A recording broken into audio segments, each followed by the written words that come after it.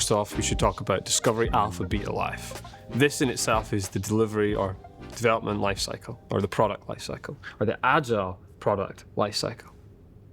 They are distinct phases where we move from one to the next to the end of a deployment of a service, a policy, etc. Now, these four distinct phases, the first phase, discovery, is about understanding the problem.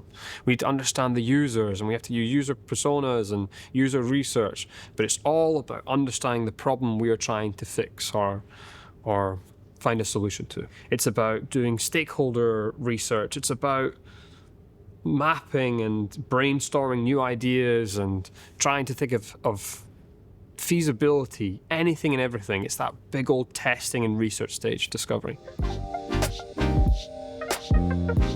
So alpha is a really interesting phase of the product lifecycle. Alpha is when we take all the work that we've done in discovery and try to think about how we might solve those problems. So we use a lot of hypothesizing here, we use a lot of how might we ideas here, and we use a lot of prototyping. So we say, we've got this user need here, how might we solve that problem?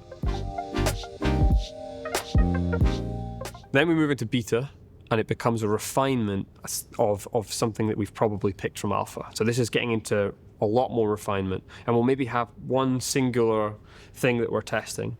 You might do in-house beta testing or out-house beta testing, where you might do small areas. In the beta phase, we've definitely selected more of our MVP there, where we're with that kind of minimum viable product, that minimum usable product, which we're going to take forward, test with people, and make sure that they like it, hopefully, that we've met their needs. So in live, we have our service. It is essentially the full service, but we continue to refine it. It's useful to remember that when we go through this discovery, alpha, beta, and live life cycle, this is not just a linear approach. So we don't do discovery and then do alpha and then do beta and then do live.